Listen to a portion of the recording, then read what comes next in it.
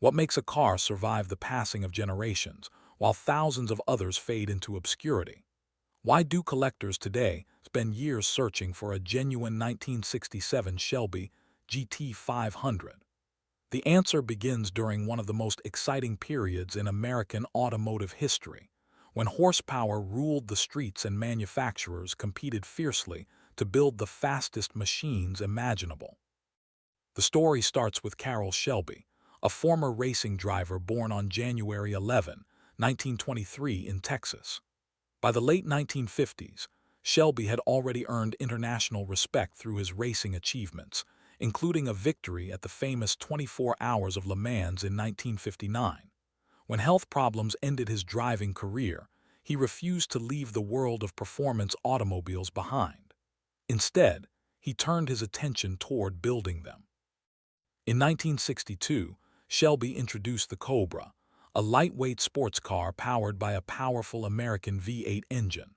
The Cobra's success quickly attracted the attention of Ford Motor Company, which was searching for ways to strengthen its performance image.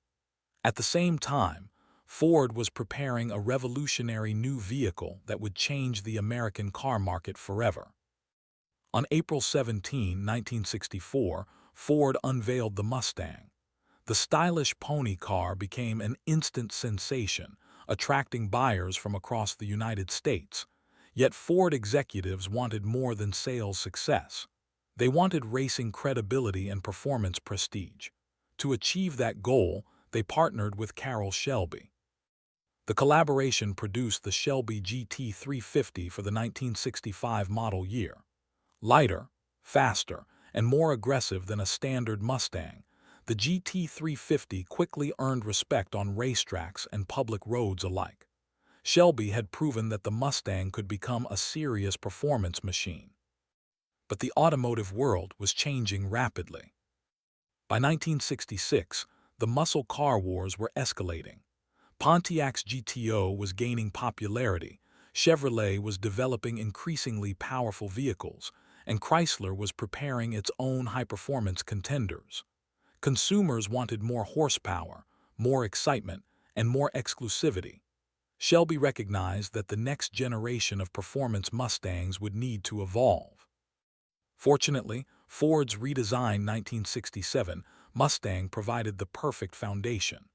The new body was larger and offered additional engine bay space. This allowed Shelby engineers to install a much bigger power plant than before. The heart of the new GT500 became Ford's legendary 428 cubic-inch Police Interceptor V8 engine. Officially rated at 355 horsepower, many enthusiasts believe the true figure was significantly higher. More important than the horsepower number was the immense torque produced by the big block engine. Drivers could feel its strength the moment they pressed the accelerator. The exterior design matched the car's newfound power. Shelby transformed the Mustang's appearance with a distinctive fiberglass hood featuring functional scoops, an aggressive front fascia, unique side scoops, and special badging. The rear incorporated taillights borrowed from the Mercury Cougar, creating a look unlike any ordinary Mustang. Inside, the GT500 offered a blend of performance and comfort. Special gauges, a wood-rimmed steering wheel, and upgraded interior trim reminded owners they were driving something rare. It was a muscle car capable of thrilling acceleration while remaining comfortable enough for long-distance travel.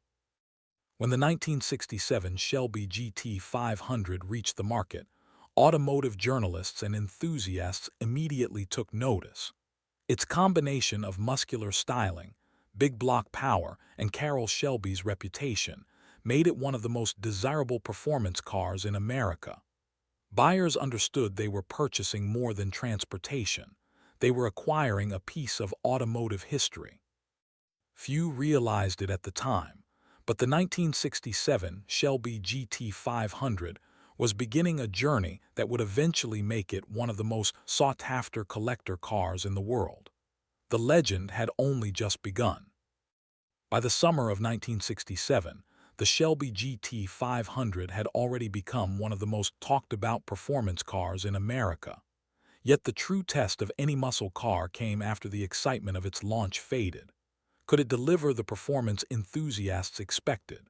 Could it survive the fierce competition of the late 1960s? And most importantly, would it earn a lasting place in automotive history? The answer began on America's highways and drag strips. When automotive magazines tested the 1967 Shelby GT500, drivers immediately noticed the massive power of the 428 Police Interceptor V8. The car delivered impressive acceleration for its era, accompanied by a deep exhaust note that perfectly matched its aggressive appearance. Pressing the throttle produced an almost effortless surge of torque, pushing the car forward with authority. Unlike many smaller performance cars of the period, the GT500 was designed to dominate long stretches of open road. It combined raw muscle with a level of comfort that appealed to buyers seeking both speed and practicality. This balance helped distinguish it from many competitors. The late 1960s represented the peak of America's horsepower wars. Manufacturers were locked in a relentless battle for supremacy. Pontiac offered the GTO. Chevrolet challenged buyers with powerful versions of the Camaro and Corvette. Chrysler unleashed increasingly aggressive Dodge and Plymouth muscle cars. Every year seemed to bring larger engines and higher performance figures. Despite this crowded field, the Shelby GT500 occupied a unique position. It wasn't merely a factory-built muscle car. It carried the name of Carroll Shelby, a man whose racing accomplishments gave the vehicle credibility far beyond ordinary production automobiles. Buyers weren't just purchasing horsepower. They were purchasing a connection to one of America's most respected performance legends. Production numbers further enhanced the car's appeal. Compared with standard Mustangs, relatively few GT500s were built. Their limited availability created an exclusivity that attracted serious enthusiasts. Owning a Shelby meant belonging to a select group of performance-minded drivers. Many buyers also selected optional equipment that would later become highly desirable among collectors. Special color combinations, factory air conditioning, automatic transmissions, 4-speed manuals, and other configurations created numerous variations within the GT500 lineup. Decades later, these details would significantly influence collector values. As the years passed, the GT500 became a familiar sight at local drag races, weekend car gatherings, and enthusiast events across America. Owners proudly displayed their cars, often competing to see whose machine could accelerate faster or attract more attention. Yet the passage of time began changing the automotive landscape. By the early 1970s, rising insurance costs, tightening emissions regulations, and fuel concerns started reducing demand for high-performance vehicles. The golden age of muscle cars was slowly coming to an end. Many powerful models disappeared from showroom floors or returned with significantly reduced performance. For Shelby Mustangs, this transition would have unexpected consequences. As newer cars became less powerful, enthusiasts began looking back at the high-horsepower machines of the previous decade with growing admiration. The Shelby GT500, once simply a used performance car, started developing a reputation as something special. Unfortunately, many examples did not survive intact. During the 1970s, used muscle cars were often inexpensive. Owners modified engines, changed body panels, installed aftermarket parts, or raced the cars heavily. Some were involved in accidents. Others suffered from rust and neglect. Few people imagined these vehicles would someday become valuable collector items. As a result, original GT500s became increasingly rare. This growing scarcity attracted the attention of dedicated enthusiasts. By the late 1970s and early 1980s, collectors began documenting surviving examples and researching production records. Shelby registries emerged to track authentic vehicles and preserve their histories. The involvement of Carroll Shelby himself further elevated interest.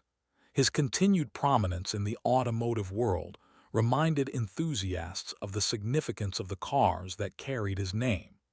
Every passing year strengthened the connection between Shelby's racing legacy and the GT500's collector appeal. Auction results also began reflecting this shift.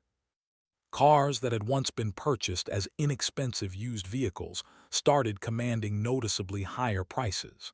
Collectors recognized that surviving original examples represented an important chapter in American automotive history. The combination of limited production, powerful engineering, and historical significance created a formula that few vehicles could match.